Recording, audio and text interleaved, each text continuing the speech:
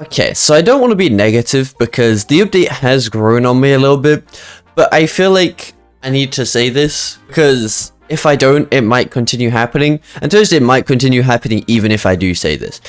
Anyway, now I want to say the models in this update were amazing and are amazing. They are fine. This is nothing about models and things like that. They're nice. These two cars have grown on me a little bit. The back is still but they are nice cars. What I'm mostly disappointed in is the prices. Now, to be honest, the Veneno and the Countach are like fine. 3 million for the Countach and 6 million for the Veneno is fine. I know 6 million's expensive, but in real life the Veneno costs a lot, so you know it makes sense. And then the Countach is fine. But it's mainly these two cars here. So they're both out now. So it's been a couple of days. I think I've left it 3 days, whatever. I don't know. I've left it a couple of days. And if you somehow didn't know the prices, here they are. So the normal Fenomeno costs 9 million. I don't know why it says this vehicle cannot be sold after completing collection. I guess it kind of is a collection. Whatever. This costs 9 million. This car isn't free. Loads of people were asking if this was free. It's not. I already put a video out, whatever. This isn't free. This is 9 million. And then this limited here costs 12 million. Now, I do see this being 12 million. It's like a special kind of edition, so it makes sense. But the base one being 9 million is kind of crazy. If you look at any of the cars around that price point, the stats aren't the same, and they said they do base cars on stats now. Like, if you go to any of these are all around 9 million, and none of these are, I guess it's 10 million limited, none of these are the same, like, performance-wise, as the 9 million Lamborghini. Now, yes, you can argue that it's a special kind of event thing. I just don't agree that it's 9 million, and then when I go and show you this, I think you'll agree with me, kind of thing. So, this is the only... Lovely. So this is the only Lamborghini in the game currently with body kits. Now, you might think that's great and amazing, but the body kits are not. I'll go ahead and show you. So, you see here, stock options. There's front bumpers and rear bumpers. We'll go to the front first, alright?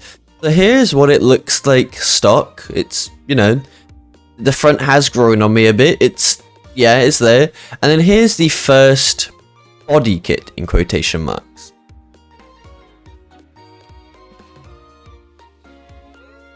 And,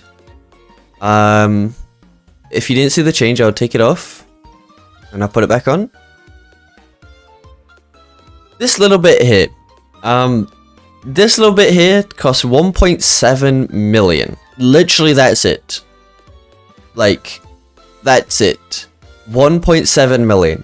And these prices are just so bad. Like, it's...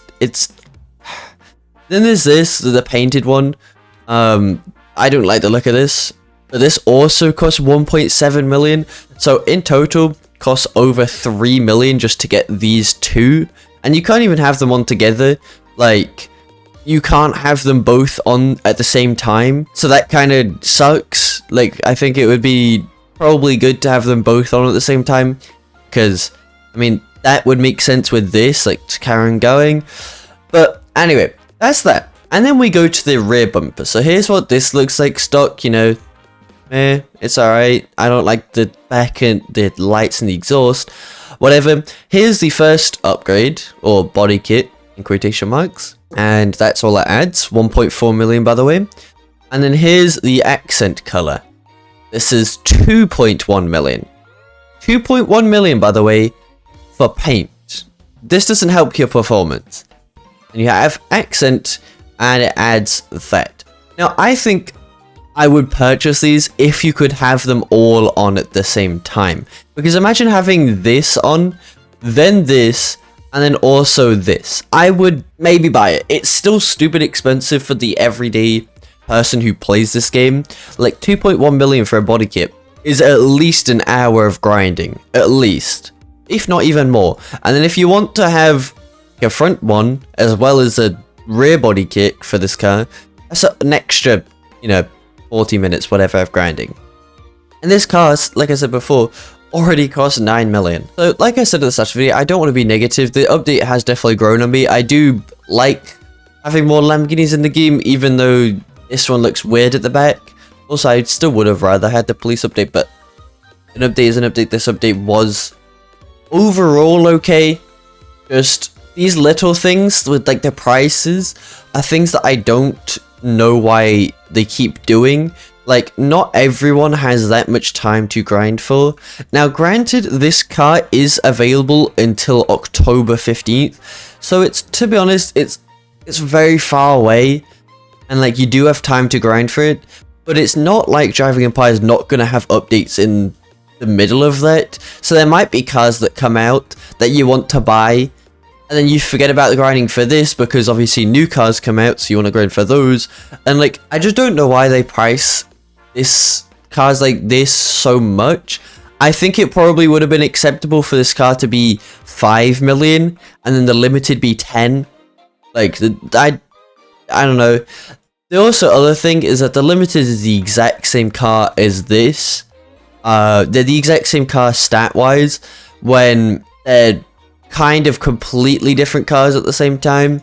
So like, this car is fully carbon. Normally in real life, if there's a special version and it's fully carbon, the special edition is better.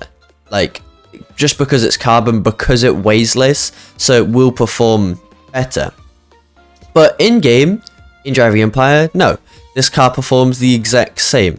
Now, to us, the only thing I really want is for this car to be better than the normal version, because I think that makes sense. Like, I just don't see why this isn't already performing better. Like, you can argue, oh, it's only a special edition, whatever.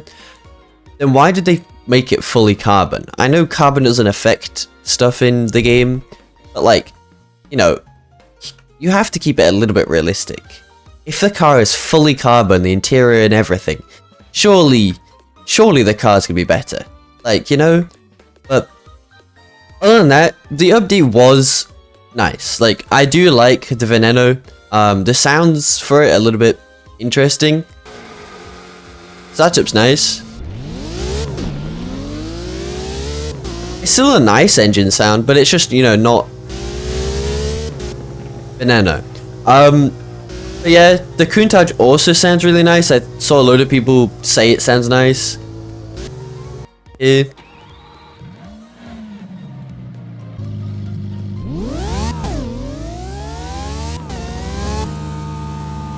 It's got the Lamborghini sound and then also kind of like a hybrid kind of sound. I don't know what you want to call it. I don't know. I think it sounds nice as well. But these two cars were nice. It's just that the other two were kind of poorly priced, and they don't seem that worth it to me. They're more really cars you collect and you'll just never drive again, compared to the Veneno in this, where they actually were to be driven, But I don't want to be fully negative, because I know the devs do work hard on updates. So I'm hoping that in the future cars are priced to their stats like the devs say they are, instead of based on how much time like the devs want you to grind for them. Like, there's no way to justify the new cars being the price the way they are and the stats being meh, like, other than that they're new. That's the only argument for it. But maybe they change the stats of the Fenomeno, the 20th anniversary one, whatever. I kind of hope so. That's all I really want.